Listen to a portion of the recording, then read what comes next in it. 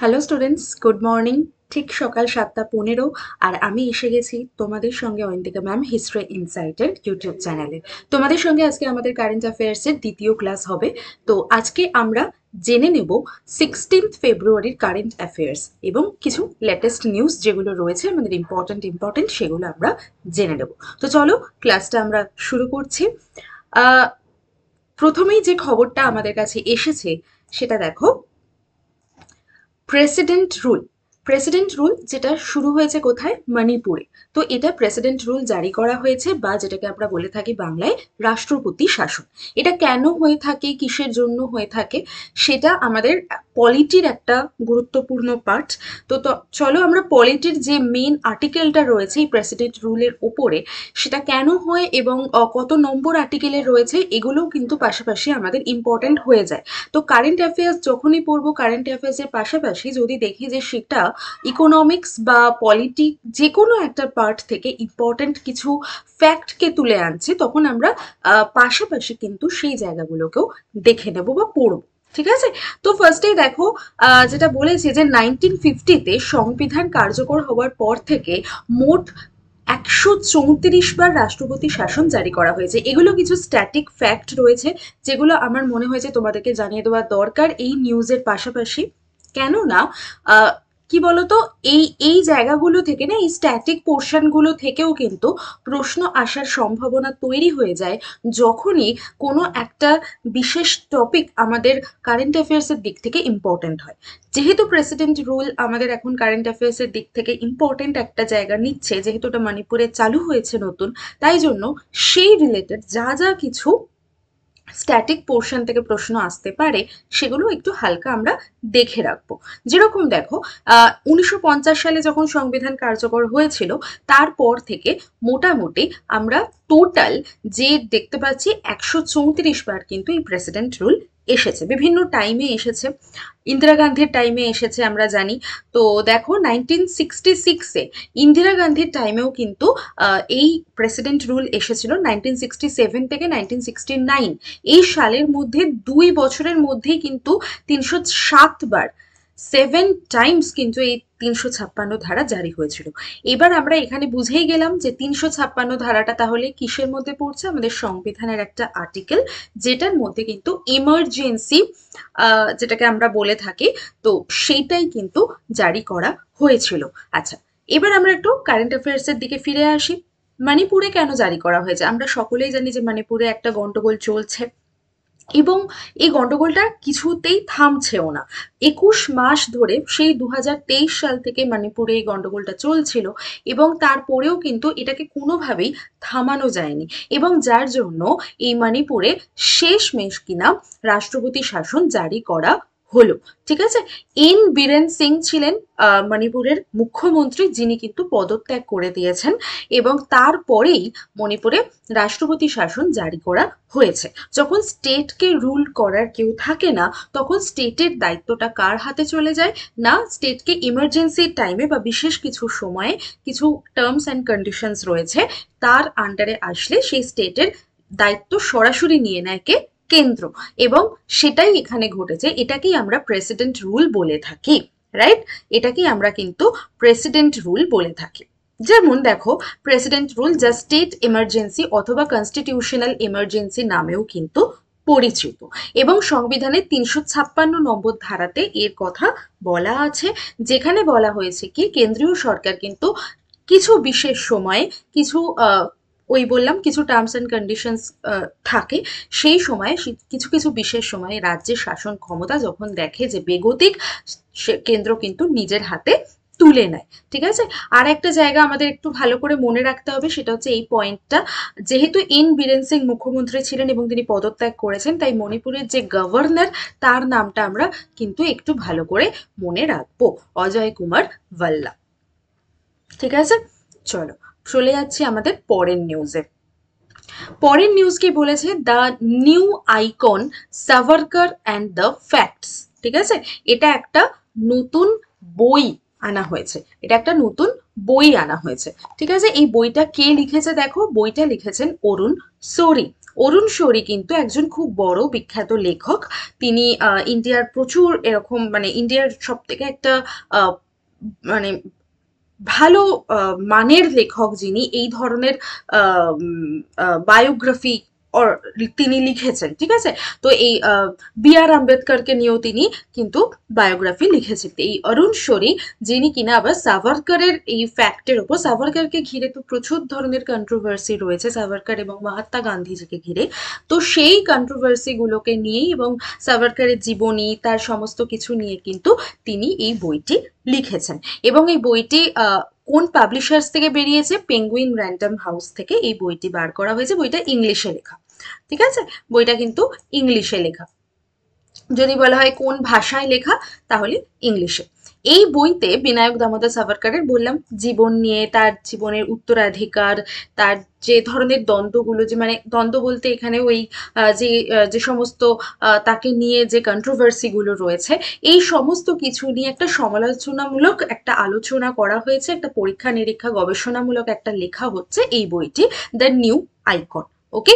এবং বইটি সাভারকরের যে পলিটিক্যাল অবস্থান, তার যে পলিটিক্যাল জীবন, মহাত্মা গান্ধীর সঙ্গে তার যে রিলেশন ছিল, এই এবং আমাদের ইন্ডিয়ান ইন্ডিপেন্ডেন্স এই এই জার্নিতে তার যে অবদান, এই সমস্ত কিছু নিয়ে কিন্তু এই বইটা তৈরি হয়েছে। মানে বইটাতে বলতে পারো একটা গবেষণামূলক বই, একটা ডকুমেন্টারি বলা যেতে পারে এই বইটাকে, ঠিক আছে। তো আমাদের এত কিছু মনে রাখতে হবে না, তিনটে জিনিস আমরা মনে রাখবো। বইটির নাম কি? The new icon, Savarkar and the facts. বইটি কি লিখেছেন? অরুণ শৌরি লিখেছেন। এবং বইটিতে আমরা বিনায়ক দামোদর সাভারকরের জীবন এবং তার কন্ট্রোভার্সি এগুলো নিয়ে কিন্তু ব্যাখ্যা পাই, ঠিক আছে। চলো চলে যাই আমাদের পরের নিউজে। পরের নিউজ হচ্ছে ইনকাম ট্যাক্স বিল নিয়ে। আমরা সকলেই জানি যে আমাদের ইউনিয়ন বাজেট বেরিয়েছে এবং ইউনিয়ন বাজেটে কিন্তু অনেকগুলো এরকম নতুন নতুন কিন্তু ফোরাম বলো বা নতুন নতুন কার্যক্রম আনা হয়েছে, তাই তো। তো তার মধ্যে এই নিউ ইনকাম ট্যাক্স বিল আনা হয়েছে। ইনকাম ট্যাক্স তোমরা রিসেন্টলি অনেকেই শুনেছো যে বিভিন্ন করের ওপরে কিছু অ্যামেন্ডমেন্ট আনা হয়েছে, করের উপরে কিছু নতুন নতুন আইন আনা হচ্ছে, ঠিক আছে। তো তার মধ্যে এই ইনকাম ট্যাক্স বিল, যেটা অলরেডি কিন্তু এই ইনকাম ট্যাক্সের একটা আইন, যেটা কিন্তু অলরেডি আগে থেকে ছিল, মানে নতুন ভাবে আনা হয়েছিল। এবং তার উপর ভিত্তি করেই মানে 2024 সালে ইনকাম ট্যাক্সের ওপর একটা নতুন আইন করা হয়েছিল। তো সেইটার উপর ভিত্তি করেই এই বিলটাকে কিন্তু আনা হয় 2025-এ ইউনিয়ন বাজেটের পরে, ঠিক আছে। তো এই নতুন আয়কর বিল, যেটা 2025-এ ভারতের আয়কর কাঠামোকে একটু মডার্নাইজ করার জন্য এবং সরলীকরণ করার জন্য, যাতে সাধারণ মানুষও এই ইনকাম ট্যাক্সের যে টার্মস কন্ডিশনস রয়েছে, তার যে যা যা কিছু রয়েছে, সেই ইনফ্রাস্ট্রাকচারটাকে পুরোটাকে যাতে বুঝতে পারে, তার জন্যই এই আয়কর কাঠামোকে একটুখানি মডার্নাইজও করা হয়েছে, প্লাস একটু সরলীকরণ, একটু সিম্পলিফাইও করা হয়েছে, ঠিক আছে। তো অর্থমন্ত্রী যিনি আমাদের রয়েছেন নির্মলা সীতারামন, তিনি 13ই ফেব্রুয়ারি 2025-এ লোকসভাতে এই আয়কর বিলটি পেশ করেছেন। ওকে। এই নতুন বিলটি 1961-এর যে আয়কর আইন ছিল, প্রথম ইনকাম ট্যাক্স কবে চালু করা হয়েছিল? 1961-এর সময়। তো সেই সময়ে যে আইনটা আয়কর মানে এই ইনকাম ট্যাক্সকে ঘিরে তৈরি হয়েছিল, সেই আইনটাকে প্রতিস্থাপিত করছে, মানে সেই আইনটার বদলে এই নতুন যে আইনটা আনা হচ্ছে সেটা লাগু হবে। সেটা কবে থেকে লাগু হবে? দেখো, 1 এপ্রিল 2026 থেকে, ঠিক আছে। তো 2024 সালের জুলাই মাসে ঘোষিত বর্তমান আয়কর আইনের পর্যালোচনার পর এই নতুন বিলটিকে কিন্তু আনা হয়েছে, ঠিক আছে। যেটা আমি বললাম 2024 সালে যে এই আইন আয়কর আইনের উপর একটা নতুন পর্যালোচনা করা হয়েছিল, একটা ব্যাখ্যা দেওয়া হয়েছিল যে এরকম এরকম এরকম হতে পারে। তো সেইটার উপরেই এই বিলটাকে পেশ করা হলো, ঠিক আছে।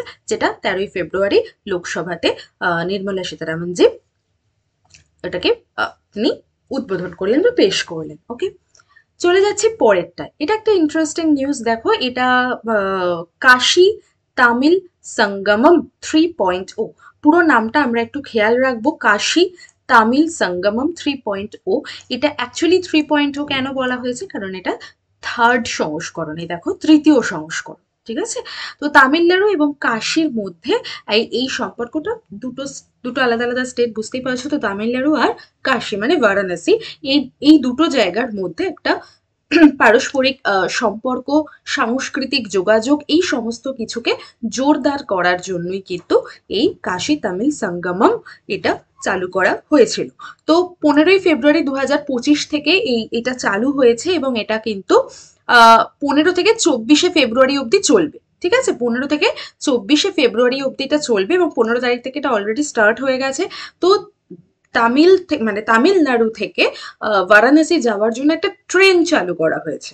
ঠিক আছে, এবং যাতে তীর্থযাত্রী বলবো না, এই মানে যারা রয়েছেন, যারা যে সমস্ত যারা যেতে চাইছেন এই সঙ্গমে, তো তারা যাতে যেতে পারেন তার জন্য কিন্তু বলতে পারো রিপ্রেজেন্টেটিভ বা প্রতিনিধি, তারা যাতে তামিলনাড়ু থেকে বারাণসী যেতে পারেন, তারা কিন্তু ওই ট্রেনের থ্রু দিয়ে যাবেন, যেটা শুধুমাত্র এটার জন্য স্পেশালি তো এই যাত্রাটা করছে। ঠিক আছে, তো তামিলনাড়ু থেকে প্রায় 1080 জন প্রতিনিধি অংশগ্রহণ করছে। ঠিক আছে, একটা রেজিস্ট্রেশন ফর্ম ওরা খুলেছিল যেখানে তুমি রেজিস্টার করতে পারো নিজের নাম টাম দিয়ে। তো সেরকম ভাবে, যেখানে যার মধ্যে অনেক স্টুডেন্ট রয়েছে, অনেক শিক্ষক রয়েছেন, অনেক কৃষক, পেশাদার শিল্পী এরা রয়েছেন। এই অনুষ্ঠানটি শিক্ষা মন্ত্রণালয় অন্যান্য মন্ত্রণালয়ের সহযোগিতায় আয়োজন করে এবং দুটি দুটি অঞ্চলের মধ্যে সাংস্কৃতিক আর ঐতিহাসিক যে সংযোগ সেটাকে কিন্তু পরিচালিত করে। ঠিক আছে, চলো চলে যাই পরেরটায়। এটা জাস্ট এইটুকু জানো যে কাশী তামিল যে সঙ্গমম, এটা দুজনের মধ্যে একটা সাংস্কৃতিক যোগাযোগকে স্ট্রং করার জন্যই তৈরি করা হয়েছে এবং এটা হচ্ছে 15 থেকে 24 ফেব্রুয়ারি, এই বছরের এটা 3rd এডিশন এবং এখানে টোটাল 1080 জন প্রতিনিধি অংশগ্রহণ করছে আর তামিলনাড়ু থেকে অংশগ্রহণ করছে, এবং যার মধ্যে এই বিভিন্ন মধ্যবিত্ত যে সমস্ত শ্রেণী রয়েছেন, শিক্ষার্থী, শিক্ষক, কৃষক, পেশাদার শিল্পী, তারা অংশগ্রহণ করছে। ঠিক আছে, চলো এরপর একটা এআই নিয়ে সামিট হয়েছে, এআই অ্যাকশন সামিট, যেটা ফ্রান্সে হয়েছে, প্যারিসে হয়েছে, এবং সেখানে আমাদের প্রধানমন্ত্রী যিনি নরেন্দ্র মোদী গিয়েছিলেন এবং শুধু জানিনি, একটা গুরুত্বপূর্ণ কাজ করেছেন, সেটা হচ্ছে ভারতের সাংস্কৃতিক কূটনীতিতে তিনি অংশ নিয়েছেন। ঠিক আছে, সেটা কিরকম ভাবে, তিনি ফ্রান্সের যে রাষ্ট্রপতি আছেন ইম্যানুয়েল ম্যাক্রন, তার ছবি তোমরা দেখতে পাচ্ছ এখানে, তো সেই ইম্যানুয়েল ম্যাক্রনকে ডোকরা শিল্পকর্ম উপহার দিয়েছেন। ডোকরা শিল্পকর্ম কি, এখানে আমি তার ছবি এনেছি, দেখো খুব সুন্দর একটা মানে খুব খুব নিখুঁতভাবে হাতের কাজ এটা। ঠিক আছে, বিভিন্নভাবে তৈরি করা হয়, মোম দিয়ে, কাঠ দিয়ে, বিভিন্নভাবে একটা ছাঁচে ফেলে এই এই এই ভাস্কর্যগুলো করা হয়ে থাকে। এটাকে বলা হয় ডোকরা শিল্পকর্ম। ঠিক আছে, এই ডোকরা শিল্পকর্মকে আমরা মেটাল ক্রাফটও বলে থাকি। এর আরেক নাম কি, মেটাল ক্রাফট। তোমরা চাইলে একটু নোট করে নিতে পারো এই ছোট ছোট পয়েন্টগুলো। তো ডোকরা শিল্পকর্মকে আমরা মেটাল ক্রাফটও বলে থাকি। ঠিক আছে, এগুলো কি দিয়ে তৈরি হয়, বেসিক্যালি পিতল, তামা, এই ধরনের মেটাল দিয়ে তৈরি হয়। এছাড়া তার সঙ্গে কিন্তু মোমও থাকে। ঠিক আছে, বিভিন্ন মানে অনেকটা বড় প্রসিডিওর এটা তৈরি করার জন্য। তো মেন উপকরণ পিতল আর তামার উপরেই থাকে, যেটা মেটালটা থাকে, তার উপরেও কিন্তু আরো অনেক ধরনের প্রলেপ দেয়া হয়ে থাকে। আচ্ছা, এই দেখো এখানে বলে দিয়েছে ছত্তিশগড় থেকে উদ্ভূত এবং প্রাচীন হারানো মোমের কৌশল ব্যবহার করে এগুলোকে তৈরি করা হয়। আর এটা তোমরা ল্যাপিস লাজুলি সম্বন্ধে নিশ্চয়ই পড়েছো ইতিহাসে, তাই তো? এই ল্যাপিস লাজুলি কিন্তু বহু বহু বহু পুরনো। ঠিক আছে, তো সেই ল্যাপিস লাজুলি পদ্ধতি, তারপরে প্রবাল দ্বারা কিন্তু উন্নত, মানে এখানে সুন্দরভাবে কোরাল ইউজ করা হয়, ল্যাপিস লাজুলি ইউজ করা হয়, এই ধরনের জিনিস দিয়ে কিন্তু এটাকে তৈরি করা হয়। ঠিক আছে, আর এই ডোকরা শিল্পকর্ম মেনলি পশ্চিমবঙ্গ, ছত্তিশগড়, উড়িষ্যা, ঠিক আছে, তারপর এই এই জায়গাগুলোতে, ঝাড়খণ্ড, হ্যাঁ, পশ্চিমবঙ্গ, উড়িষ্যা, ঝাড়খণ্ড, ছত্তিশগড়, এই জায়গাগুলোতেই কিন্তু মেনলি এই ডোকরা শিল্পকর্ম হয়ে থাকে। এবং এখানকার যারা শিল্পীরা রয়েছেন তারা বেসিক্যালি কি হয় না, পৌরাণিক কাহিনী ধরো, তারপরে প্রকৃতি, একটু নেচার, পৌরাণিক কাহিনী, তারপরে ধরো একটু দৈনন্দিন জীবন, আমরা রোজকারের যে জীবন, এই সমস্ত কিছুকেই কিন্তু তারা এই শিল্পকর্মের মধ্যে দিয়ে ফুটিয়ে তোলে। ঠিক আছে? তো এটা একদম কমপ্লিটলি আমাদের ভারতবর্ষের বলতে পারো, বা আমাদের যে অঞ্চল, যে যে সমস্ত অঞ্চল এগুলো বানানো হয়ে থাকে, সে সমস্ত আঞ্চলিক মানে একটা ফোক কালচারের ছোঁয়া কিন্তু রয়েছে কমপ্লিটলি। এবং সেই জন্যই সেই ভারতের একদম নিজস্ব সম্পত্তি যেহেতু এটা, তো সেই নিজস্ব আর্ট শিল্প বলা যেতে পারে, নিজস্ব শিল্পকর্ম, সেটাকেই কিন্তু ইমানুয়েল ম্যাক্রনকে তিনি উপহার দিয়েছেন, এবং এটা আমাদের ভারতের কাছে একটা গর্বের বিষয়, তাই তো? চলো, আহ এবার আমরা যাই নেক্সট খবরে। নেক্সট খবরে দেখো, নীল গাইকে নিয়ে একটা কন্ট্রোভার্সি উঠেছে। নীল গাইকে নিয়ে কি কন্ট্রোভার্সি উঠেছে? না, হরিয়ানাতে, হরিয়ানাতে প্রচুর নীলগাই পাওয়া যায়, ঠিক আছে? তো এই নীলগাই শিকার বা নীলগাই হত্যাকে হরিয়ানা সরকার বলে দিয়েছে তোমরা করতে পারো, একদম খুললাম খুল্লা তোমরা করতে পারো। হরিয়ানা সরকার সম্প্রতি নীল গাই বা নীল ষাঁড় এটাকে কিন্তু হত্যার অনুমতি দিয়ে দিয়েছে, ঠিক আছে? তো এই নীল গাই যেটা, এটার যে আমাদের সায়েন্টিফিক নেম, ঠিক আছে, সেই নামটাও এখানে দিয়ে দিয়েছে, দেখো, বোসলাফাস ট্র্যাগো ক্যামেলাস। বোসলাফাস ট্র্যাগো ক্যামেলাস, ঠিক আছে? এটা ভারতীয় উপমহাদেশে কোথায় কোথায় পাওয়া যায়? ভারতে, নেপালে এবং পাকিস্তানে। বেসিক্যালি এই তিনটে জায়গাতেই কিন্তু এই নীল গাই বা নীল ষাঁড়কে আমরা দেখতে পাই।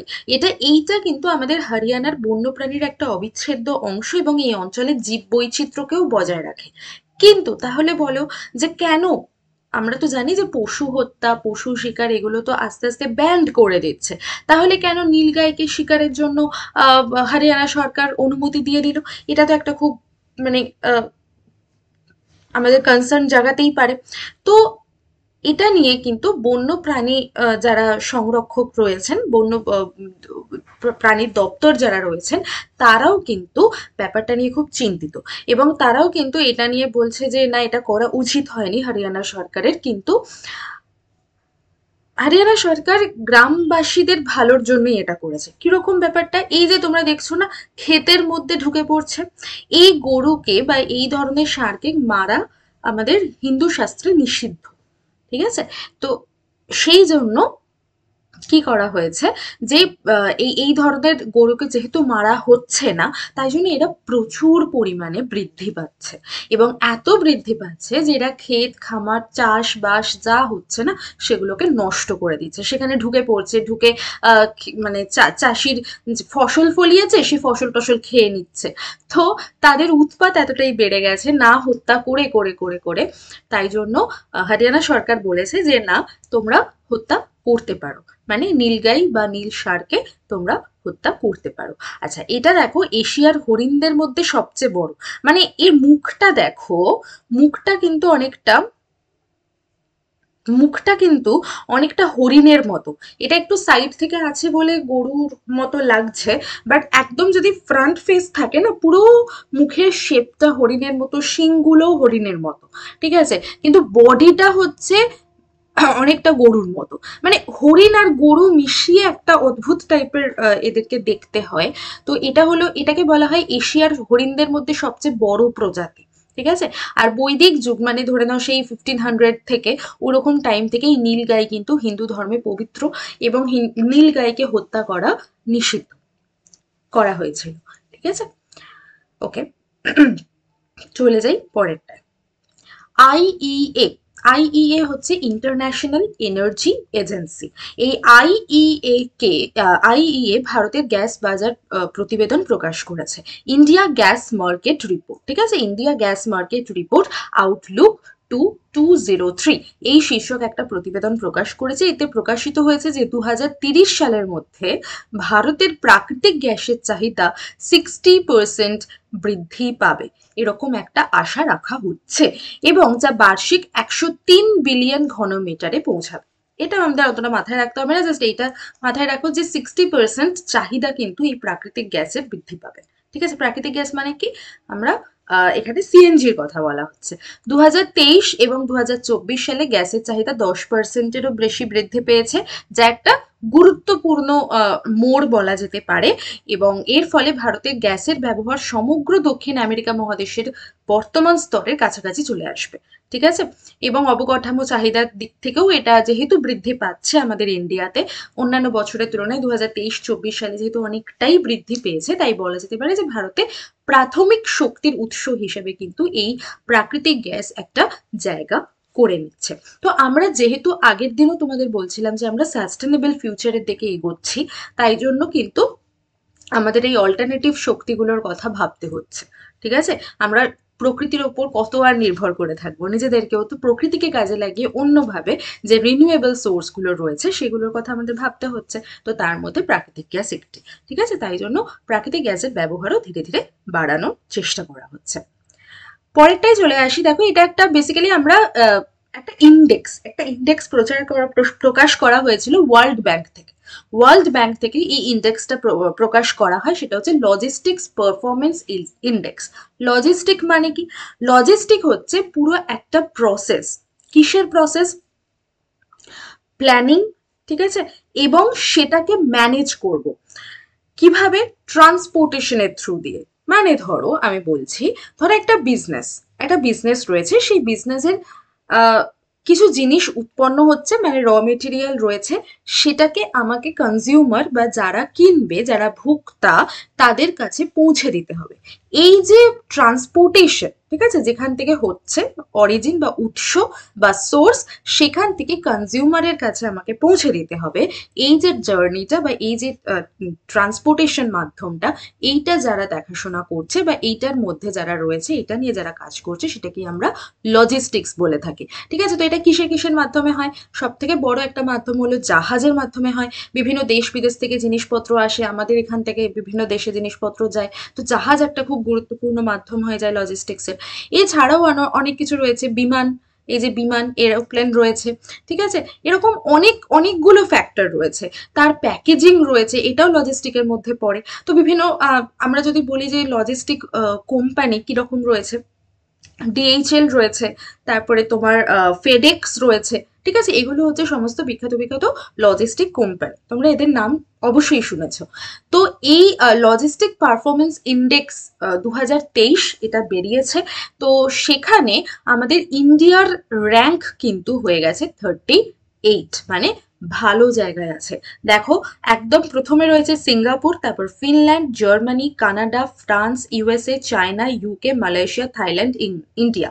মানে প্রথম সারির মধ্যে কিন্তু ইন্ডিয়া অলরেডি চলে এসেছে। তো এটা একটা আমাদের জন্য গুড নিউজ। ঠিক আছে? তো দেখো, শিপমেন্ট বিভাগে দেশ এখন আমাদের 22তম। আর যদি আমি টোটাল কান্ট্রি হচ্ছে 139টা কান্ট্রির ওপরে ইন্ডেক্সটা তৈরি করা হয়, টোটাল 139টা কান্ট্রির ওপরে এই সমীক্ষাটা করা হয়, এবং সেখানে কিন্তু সামগ্রিকভাবে আমাদের ইন্ডিয়ার স্থান হচ্ছে 38, যেটা আগে 2014 সালে ছিল 54। ঠিক আছে? তারপরে সেটা বেড়ে 2022 বা 23, 2022-23 রিপোর্টেই 2023 হিসেবে প্রকাশ করা হয়। তো সেইখানে কিন্তু আমাদের স্থান 38 হয়ে গেছে। ঠিক আছে? তো এটা একটা খুব গুরুত্বপূর্ণ জায়গা। আচ্ছা, তো আমাদের নিউজ আজকের মতো এখানেই শেষ করব। আর যাওয়ার আগে এইটুকু বলে রাখি যে হিস্ট্রি ইনসাইটের আজকের ক্লাসে যারা যারা নতুন রয়েছে তারা অবশ্যই চ্যানেলটাকে সাবস্ক্রাইব করে দাও। আর যারা যারা ক্লাস এতক্ষণ পর্যন্ত দেখলে তারা অবশ্যই একটা করে লাইক করে দিও ক্লাস ভালো লাগলে, আর শেয়ার করে দিও। অনেকেই হয়তো এত সকাল সকাল উঠে দেখতে পারেনি, তো তাদের সঙ্গে একটুখানি শেয়ার করে দাও। আর পাশাপাশি এই ভিডিওর মানে এই ক্লাসের দেখো ডেসক্রিপশন বক্সে কিন্তু লিঙ্ক রয়েছে হোয়াটসঅ্যাপ গ্রুপের এবং টেলিগ্রাম গ্রুপের, তোমরা ওখান থেকে চাইলে জয়েন হয়ে যেতে পারো। আর নয়তো তোমরা টেলিগ্রামে গিয়ে হিস্ট্রি বাই শোভন স্যার এটা সার্চ করো, তাহলেই তোমাদের টেলিগ্রাম যেটা এটা চলে আসবে। ঠিক আছে? তো সেখানে গিয়ে তোমরা জয়েন হয়ে যাও। এই ক্লাসের পিডিএফ কিন্তু তোমরা ওখানেই পাবে। ঠিক আছে? এই ক্লাসের পিডিএফ, নোটস, সমস্ত কিছু তোমরা ওই টেলিগ্রাম গ্রুপে পেয়ে যাবে। ঠিক আছে? আর যে কোনো হেল্পের জন্য তোমরা এই দুটো নাম্বারে কল করে নিতে পারো। ওকে? তো চলো, আজকে এই পর্যন্ত। আমরা আবার দেখা হবে কালকে। ওকে? চলো, থ্যাংক ইউ।